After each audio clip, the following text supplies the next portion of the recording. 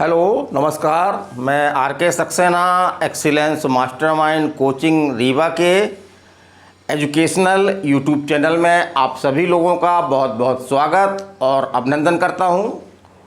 और आज का मेरा ये छोटा सा टॉपिक है आपका भारत में राज्यों का पुनर्गठन। अर्थात हमें अगर कोई नए राज्य बनाना है तो किस तरह से हम बना सकते हैं। तो वर्तमान में व्यवस्था तो बहुत स्पष्ट है। नए राज्यों का गठन करना, उनकी सीमाओं में परिवर्तन करना या दो नए राज्यों को एक साथ मिलाना, ये काम जो है वो किसका है? भारतीय संसद का है। तो हम थोड़ा सा राज्य पुनर्गठन आयोग, जो काफ़ी विवादित विषय रहा है, तो इसके बारे में थोड़ा सा चर्चा करेंगे। और ख़ास तौर से हमने इस वीडियो को उन फैक्टों तक जो है वो फोकस कर रखा है जो कि कॉम्पिटिटिव एग्ज़ाम में आवश्यक हैं। तो चलिए हम चलते हैं। तो राज्यों की पुनर्गठन की समस्या जो है वो स्वतंत्र भारत में ही नहीं बल्कि स्वतंत्र भारत के पूर्व से भी रही है। इसी स्वतंत्रता के पूर्व हम अगर देखते हैं तो 1913 में नए राज्यों का गठन करने के लिए क्या आधार हों, तो इस उद्देश्य से जो है वो एक अंग्रेज अफसर लिजले की अध्यक्षता में जो है वो एक राज्य पुनर्गठन समिति का गठन किया गया था। तो इसे हम सुविधा की दृष्टि से लिजले कमेटी भी कहते हैं। तो स्वतंत्रता के पहले राज्य पुनर्गठन से संबंधित ये पहली कमेटी थी जिसने राज्यों के गठन का आधार जो है वो भाषा एवं धार्मिक आधार को माना। तो इसने सिफारिश की कि राज्यों का गठन जो है वो भाषा और धार्मिक आधार पर किया जाना चाहिए। चलिए हम आगे चलते हैं। तो इसी की रिपोर्ट के आधार पर लिजले कमेटी की सिफारिश पर ही जो है वो आपका 16 अक्टूबर 1905 को मुख्यतः भाषा के आधार पर पश्चिम बंगाल को जो है वो दो भागों में बांट दिया गया। लेकिन इसका काफ़ी विरोध हुआ। अंततः जो है वो 1911 में जो है वो बंगाल को पुनः एक करने के लिए अंग्रेज मजबूर हो गए। और हम चलते हैं आगे। तो जब भारत स्वतंत्र हुआ, जैसा हम जानते हैं कि भारत में जो है वो काफ़ी बड़े हिस्से में ब्रिटिश शासन की हुकूमत थी और उसी समय जो है वो विभिन्न प्रकार की देसी रियासतें जो रजवाड़े हुआ करते थे वो भी भारत में काफ़ी मात्रा में थे। तो जब भारत स्वतंत्र हुआ तो 542 देसी रियासतें जो है वो अस्तित्व में थीं उस समय। तो इन्हें भी एक निर्णय लेना था कि या तो वो भारत साथ जाएं या पाकिस्तान के साथ जाएं। तो इनको मिलाना भी जो है एक बड़ी समस्या थी, क्योंकि कोई भी रियासत जो है वो अपने को भारत या किसी अन्य देश में मिलाने के पक्ष में बिल्कुल नहीं थी। तो सरदार वल्लभ भाई पटेल की अध्यक्षता में रियासत विभाग बनाया गया और उन्हीं के प्रयासों से जो है वो इन देसी रियासतों को भारत में मिलाया गया। तो चलिए हम चलते हैं। कितनी रियासतें बताई हमने आपको? 542 देसी रियासतें थीं। इसमें 539 रियासतें तो बड़े ही आराम से भारत में मिल गईं, बहुत ज़्यादा दिक्कत नहीं हुई। थोड़ा बहुत दबाव बनाना पड़ा तो उन्होंने भारत में विलय कर लिया। लेकिन 3 ऐसी देसी रियासतें थीं जो भारत में विलय के पक्ष में बिल्कुल नहीं थीं। वो कौन कौन सी थी आपकी? पहले आपकी जूनागढ़ है आपका, फिर आपका हैदराबाद है और तीसरी आपकी है जम्मू कश्मीर। तो इनको भारत में मिलाने के लिए सरदार वल्लभ भाई पटेल द्वारा बड़ी रणनीतिक नीति का उपयोग किया गया। तो वो किस तरह मिलाया गया, चलिए हम देख लेते हैं। जैसे जूनागढ़, तो जूनागढ़ के नवाब जो थे वो थे आपके महाबत खां, जो भारत में विलय के बिल्कुल पक्ष में नहीं थे बल्कि पाकिस्तान में जो है अपनी रियासत का विलय चाहते थे। तो मजबूर होकर के इनके खिलाफ जो है वो सैनिक कार्रवाई करनी पड़ी और इस प्रकार से सैनिक कार्रवाई के कारण से जो है ये आपके महाबत खां जो है वो पाकिस्तान भाग गए और हैदराबाद को, जूनागढ़ को जो है वो भारत में मिला लिया गया। और उसके बाद जनमत संग्रह भी करवाया गया।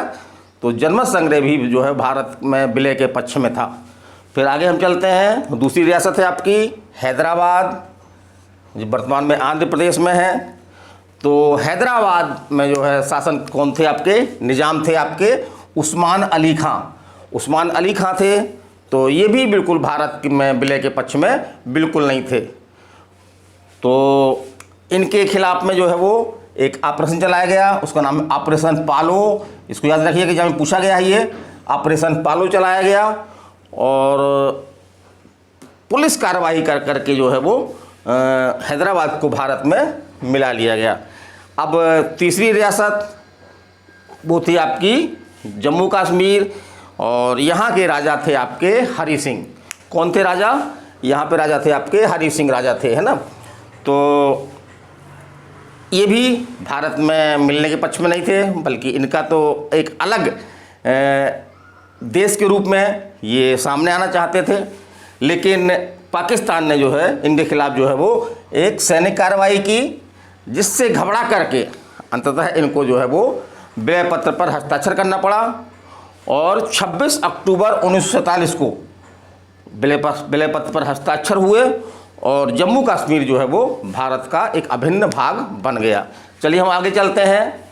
तो स्वतंत्र भारत में राज्यों की जो है वो 4 श्रेणियाँ थीं। जैसे अभी तो अपन देखते हैं कि 2 श्रेणियाँ हैं, एक तो आपके राज्य हैं, दूसरा आपके केंद्र शासित प्रदेश हैं। लेकिन स्वतंत्रता के बाद जब भारत आज़ाद हुआ तो राज्यों की 4 श्रेणियाँ हुआ करती थीं। ए श्रेणी के राज्य, बी श्रेणी के, सी श्रेणी के और डी श्रेणी के राज्य। तो इससे काफ़ी दिक्कतें आ रही थीं। जल्द में राज्यों का इस तरह से पुनर्गठन कर दिया गया। तो एक समय की मांग थी कि राज्यों का पुनर्गठन जो है वो एक नए स्तर पर किया जाए। तो इसके परिणाम स्वरूप एक आपका आयोग बनाया गया, धर आयोग। ये एग्जाम पूछता है कि राज्य पुनर्गठन आयोग से संबंधित स्वतंत्रता के बाद पहला कौन सा आयोग बनाया गया, तो वो आपका है धर आयोग। और इसने जो है वो राज्यों के पुनर्गठन का आधार क्या बताया, प्रशासनिक सुविधा। तो इसने क्या कहा अपनी सिफारिश में कि राज्यों का पुनर्गठन जो है वो प्रशासनिक सुविधा के आधार पर होना चाहिए। क्या? प्रशासनिक सुविधा के आधार पर होना चाहिए। और इसकी रिपोर्ट का काफ़ी विरोध हुआ। फलस्वरूप जो है वो एक समिति बनाई गई। उस समिति का नाम था आपका JBP समिति। तो इस समिति का मुख्य उद्देश्य था कि धर आयोग की जो सिफारिशें थीं उसकी समीक्षा करना। लेकिन अंततः इस समिति ने भी ये निर्णय लिया कि राज्यों को बनाने का आधार जो है वो प्रशासनिक सुविधा ही होना चाहिए। माने राज्यों को गठन का आधार क्या होना चाहिए, प्रशासनिक सुविधा होना चाहिए। फिर उसके आगे एक दक्षिण भारत में राज्य भाषा के आधार पर राज्यों को बनाए जाने वाली मांग बड़े जोर शोर से चल रही थी। उसी दौरान आपका जो है वो आंध्र प्रदेश की मांग को लेकर के वहाँ के एक लोकल नेता हैं राम लल्लू, जिन्होंने एक लंबा उपवास रखा, आमरण अनशन किया और जिसके परिणाम स्वरूप उनकी जो है वो मृत्यु हो गई।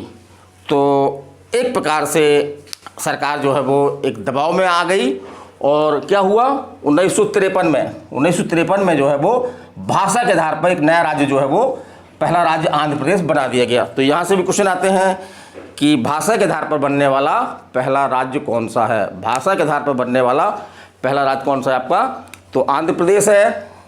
और ये कब बना आपका, 1953 में बना।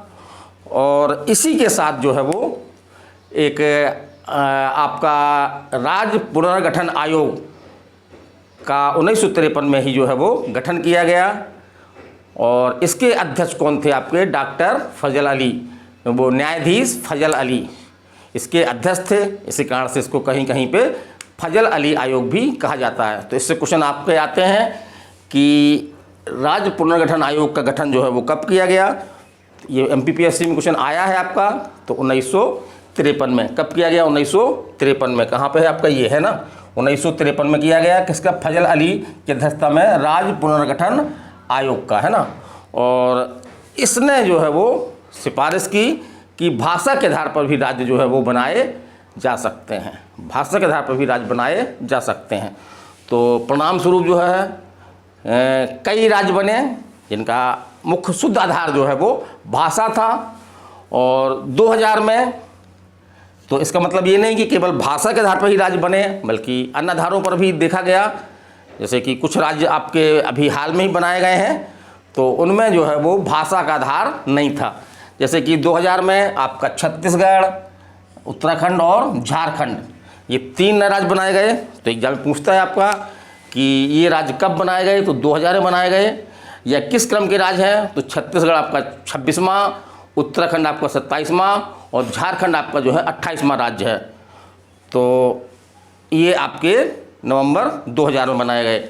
और उसके बाद 2 जून 1914 को लंबी मांग के बाद जो है वो आंध्र प्रदेश का एक काफ़ी बड़ा हिस्सा को अलग करके एक राज्य बनाया गया।